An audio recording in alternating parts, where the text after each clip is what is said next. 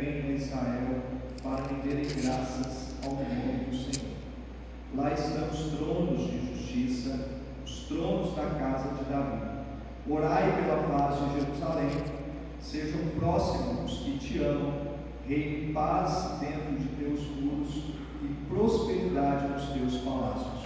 Por amor dos meus irmãos e amigos eu peço, haja paz em ti. Por amor da casa do Senhor nosso Deus, buscarei o teu bem.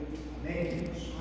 Nós temos vindo uma sequência desses salmos que são chamados salmos de romagem, tá?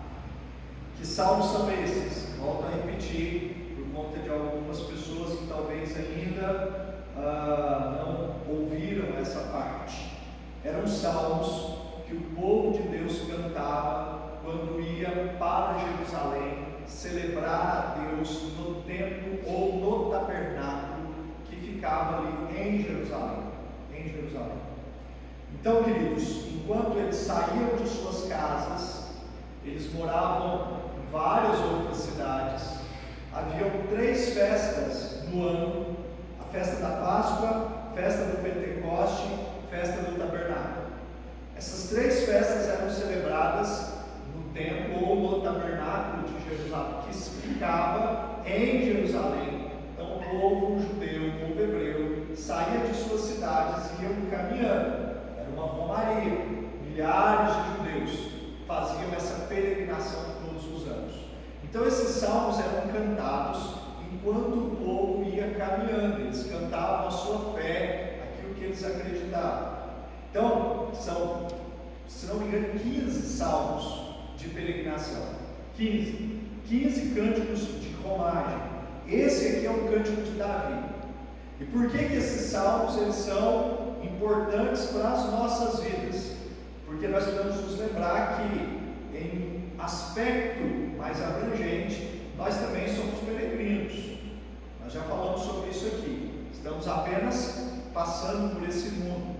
Então esses salmos falam dos conflitos da alma, dos problemas, fala sobre questões de como o povo enxergava Deus e a sua própria vida aqui na terra. Então esses salmos têm muito a nos ensinar enquanto nós caminhamos nesse mundo aqui até Jerusalém, não, até a cidade santa, até a Jerusalém espiritual, onde nós viveremos eternamente com Deus. Então, queridos, esse salmo ele foi escrito por Davi, como eu disse. E esse salmo, ele é um salmo que fala muito sobre a cidade de Jerusalém. Se você observar aí, a expressão, a palavra Jerusalém se repete várias vezes. E mais do que falar de Jerusalém, o salmo ele inicia falando da alegria que eles tinham em ir a Jerusalém, para adorar a Deus em uma dessas festas. Então é importante a gente entender sobre Jerusalém. Se a gente quer entender esse salmo, nós precisamos entender o que Jerusalém significava para o povo judeu. Jerusalém, antes de se chamar Jerusalém, se chamava Jebus. Era a cidade dos jebuseus. Davi, ele toma Jebus, porque ali estava a terra prometida, fazia parte da terra prometida, Jerusalém. Então, Davi passa a chamar de Jerusalém, cidade de luz. E em Jerusalém ficava o centro do culto a Deus, tá? Por que é importante a gente entender isso? Porque o templo de Jerusalém, ou o tabernáculo, primeiro vem o tabernáculo. O que era o tabernáculo? O tabernáculo era uma grande tenda, aonde Deus havia dado ordens a Moisés quando eles saem do Egito. Então eles constroem uma tenda ambulante, e esse tabernáculo ficava no centro do arraial do povo de Israel. Aonde o povo ia caminhando? O povo ia caminhando pelo deserto. O povo caminhou durante 40 anos pelo deserto. Aonde eles chegavam, eles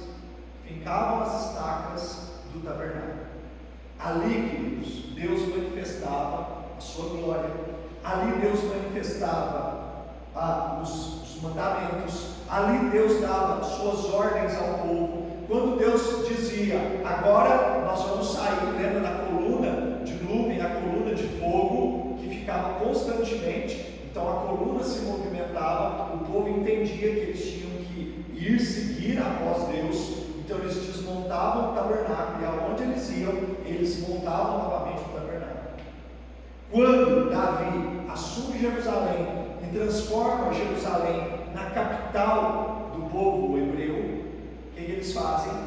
Nesse salmo foi escrito antes do templo, então eles vão lá e montam o tabernáculo no meio de Jerusalém, no centro da cidade de Jerusalém, mostrando, queridos, que Deus deveria ser o centro da vida daquele povo. O culto a Deus deveria ser algo central na vida daquele povo, que Deus iria se manifestar àquele povo através da adoração daquele povo e através de tudo aquilo que Deus haveria de fazer. Então, dentro dessa tenda estava a arca, dentro dessa tenda estava um lugar santíssimo, onde Deus manifestava a sua vontade, e era ali que aconteciam os sacrifícios. Os sacerdotes sacrificavam e imolavam cordeiros e animais ali.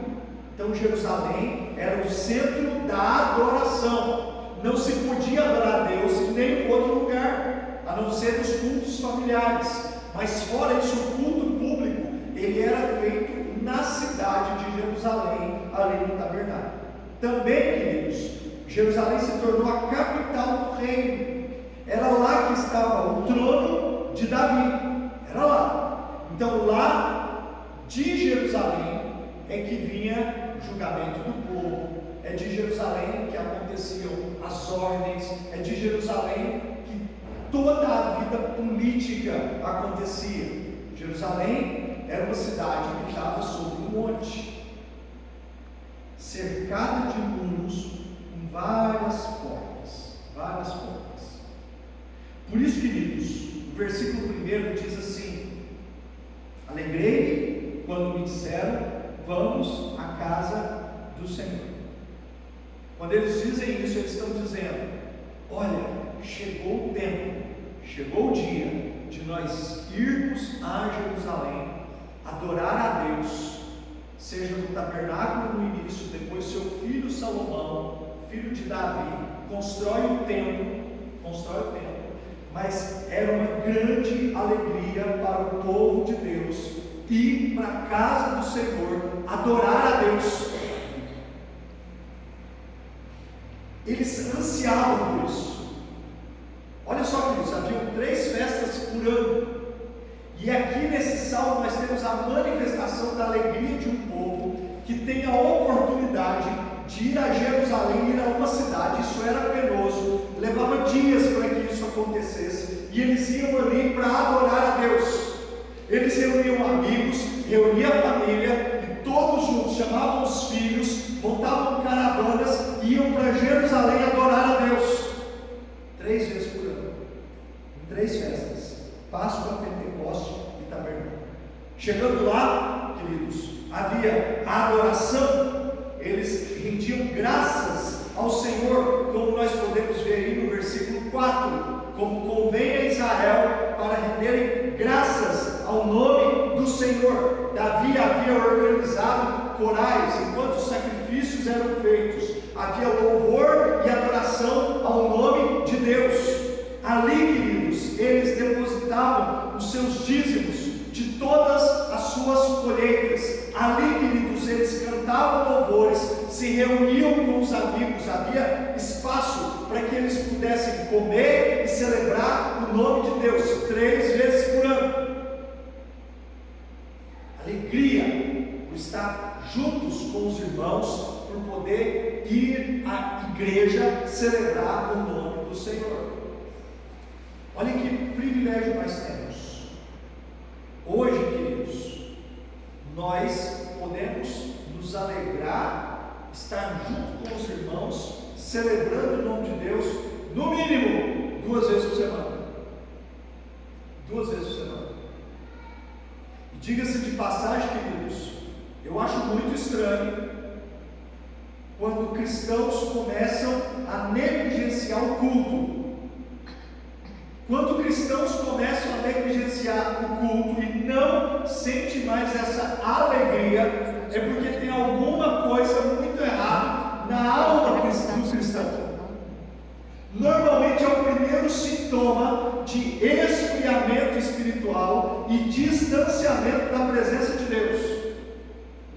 Ou também é um sintoma de que pecados estão adentrando a vida das pessoas, porque elas começaram a negligenciar o culto público. Então elas não querem ser confrontadas com o seu pecado, porque no culto é lugar de confronto de pecado. Então elas começam a se afastar. Não, eu não quero ir à igreja, porque eu não quero ser confrontado com o meu pecado. Então perde-se a alegria. Pior ainda, queridos, é quando as pessoas começam a negligenciar o culto a Deus, é porque elas já não querem mais se alegrar com os irmãos, ou seja, elas preferem muitas vezes se alegrar com aquilo que o Salmo diz.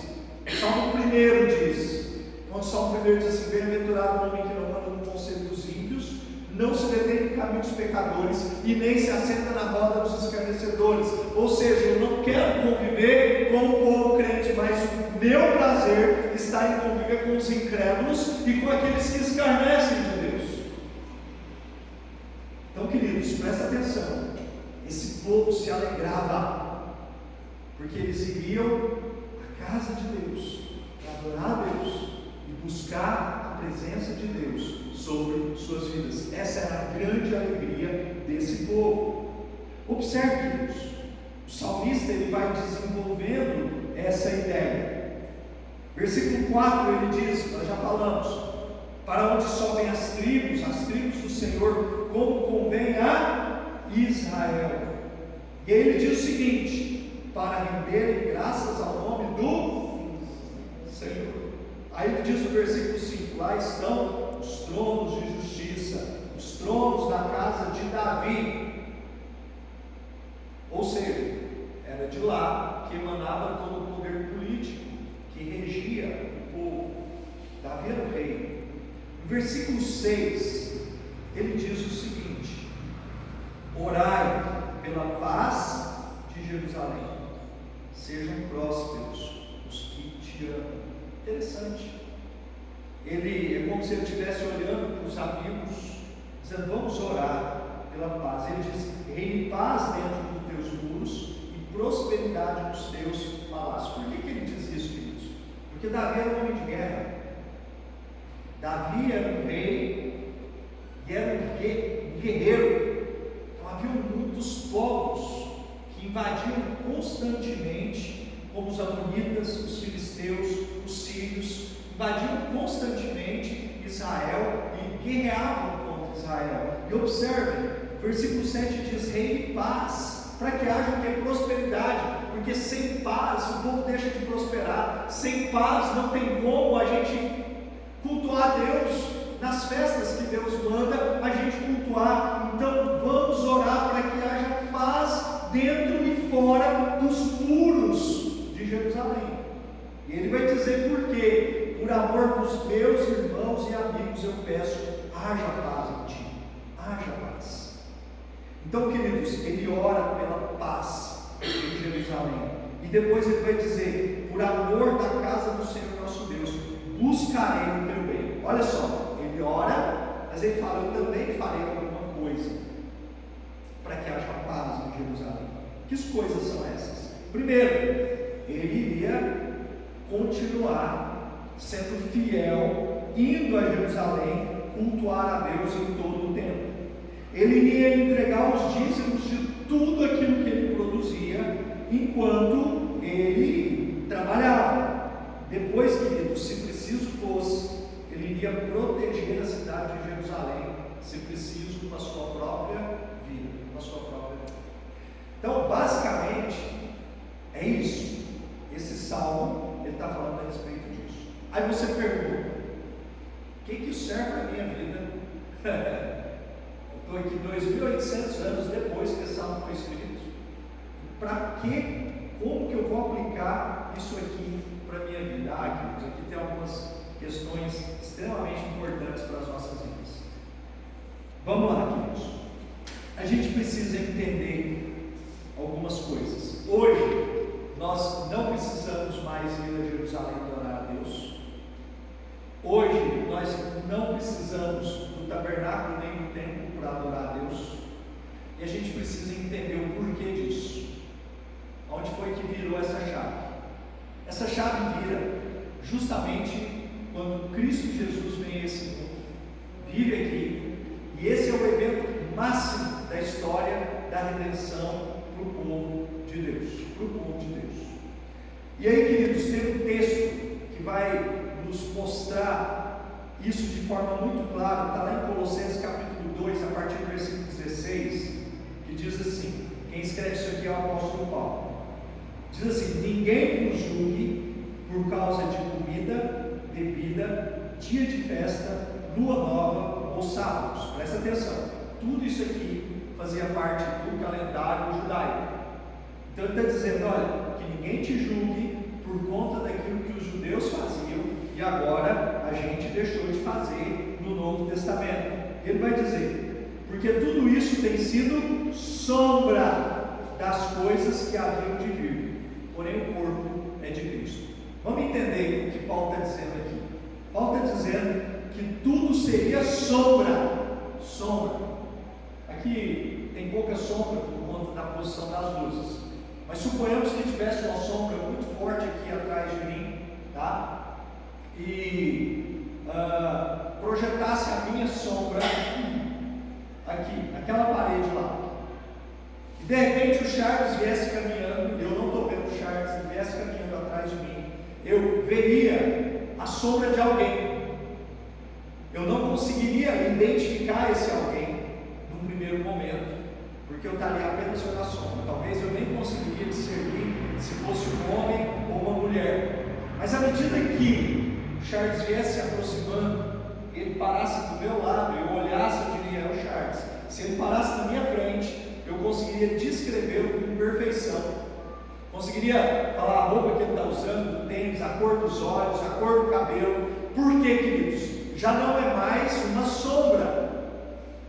Entenda, as coisas do Antigo Testamento, Jerusalém, tabernáculo, o templo, os sacrifícios, o sacerdote, as coisas que a gente via lá no Antigo Testamento, tudo aquilo era sombra de algo que haveria de vir, ou de uma pessoa que haveria de vir. E quem é essa pessoa? Jesus Cristo. Ou seja, tudo aquilo apontava para a pessoa e para a obra de Cristo Jesus, inclusive as festas que eles faziam.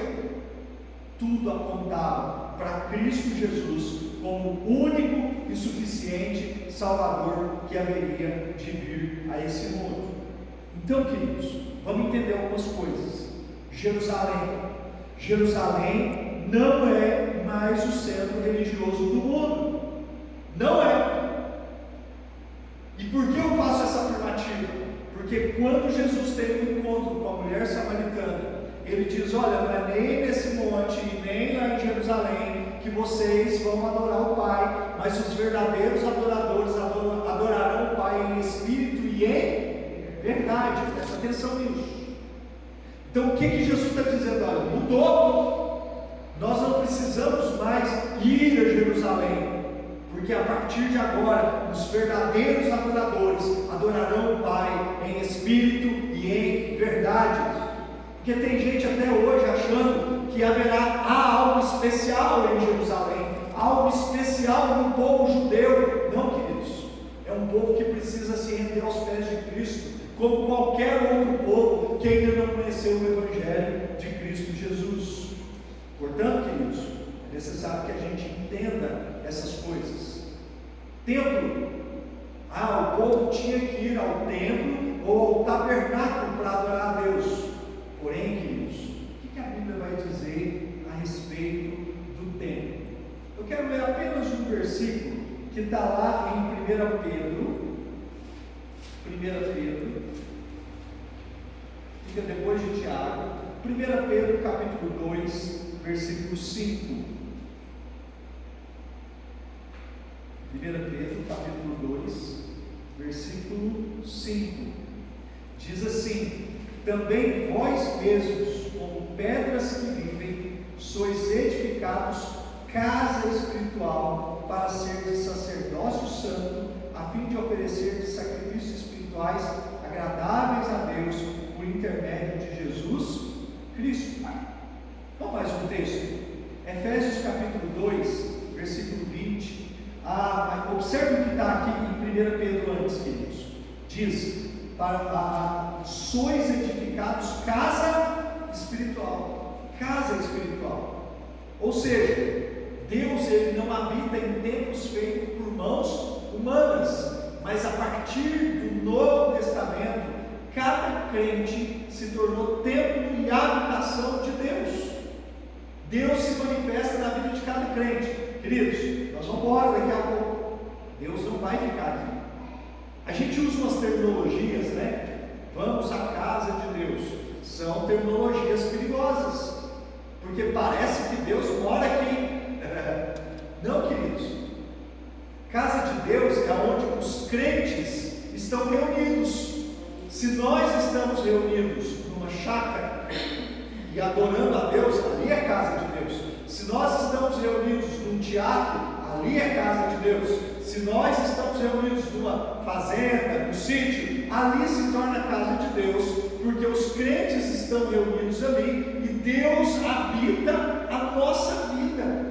Deus habita a vida do crente. Quando a gente vai embora daqui, queridos, Deus não fica aqui. Deus vai embora com a gente. Ele vai para as nossas casas, vai para os nossos lares. Quando a gente volta para cá, Ele vem com a gente. Então a gente precisa tomar muito cuidado. Às vezes eu mesmo falo: vamos à casa do Senhor.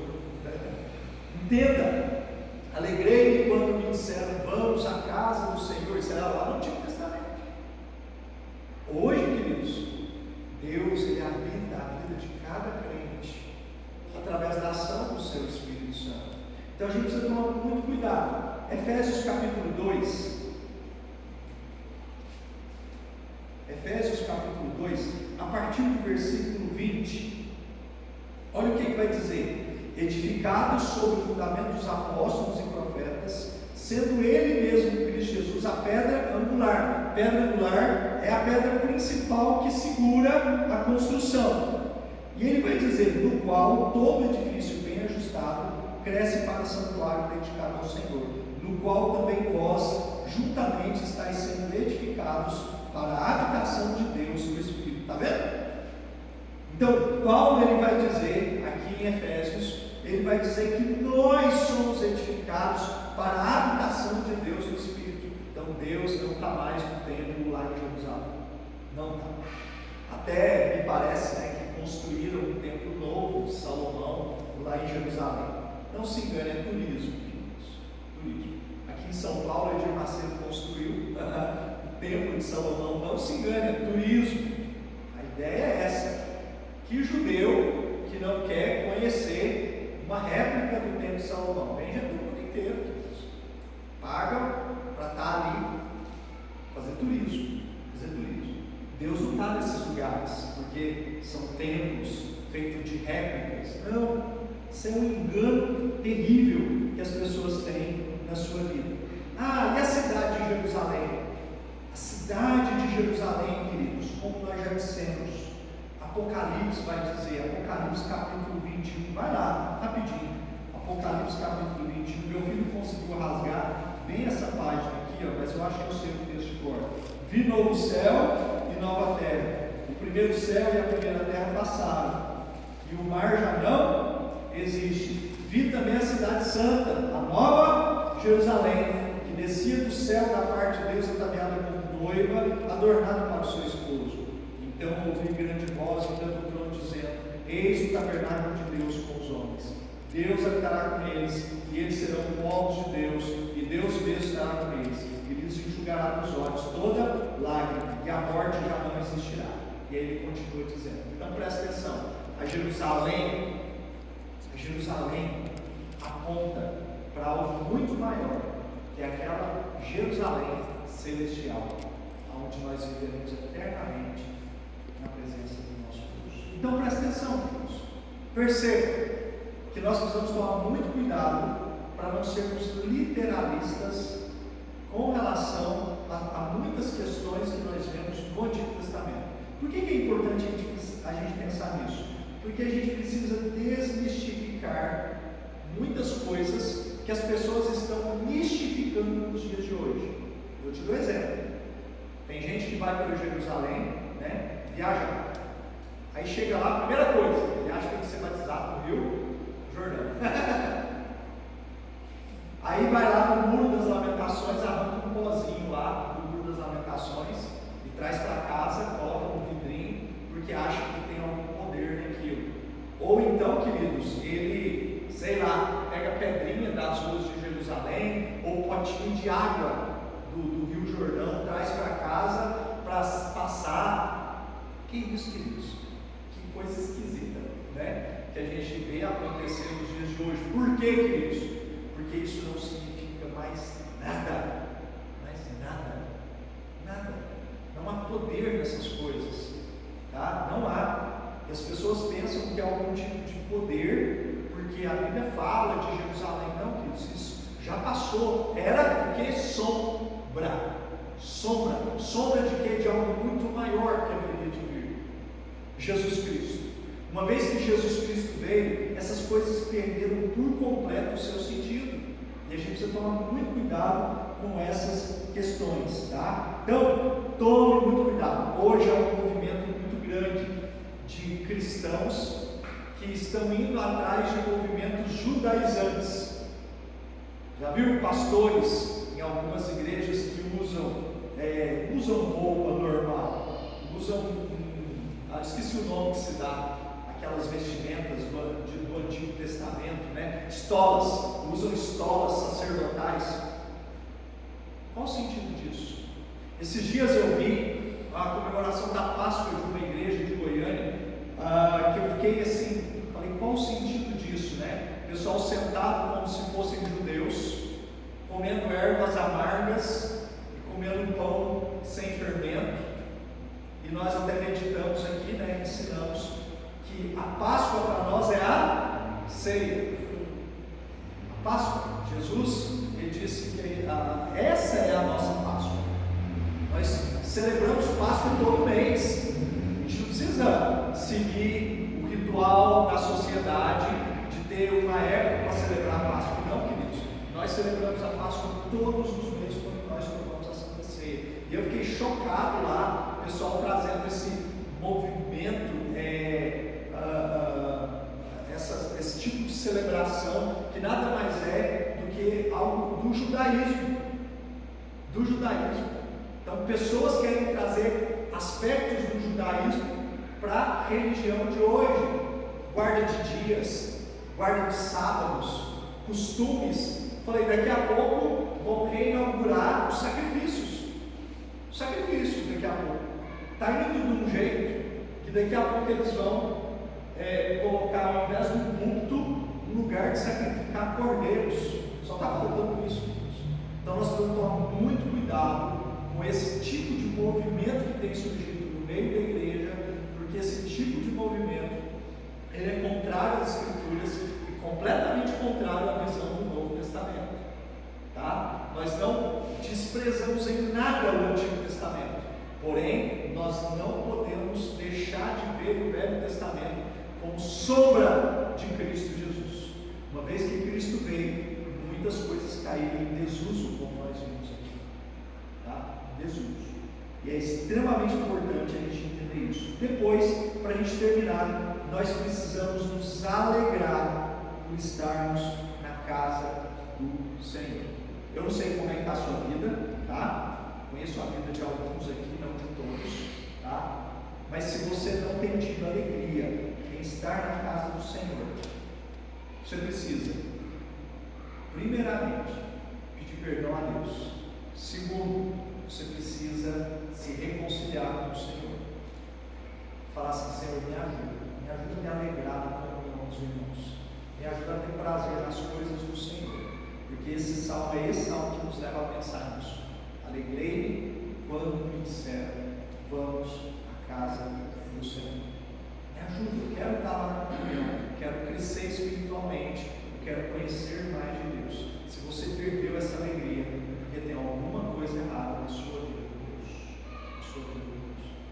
repense a sua vida, repense a sua condição diante do Senhor e se coloque diante de Deus numa oração de confissão e diga: Senhor, minha vida está errada, eu preciso consertar o que está errado. Que Deus te abençoe, derrame graça sobre a sua vida. Amém? Vamos orar?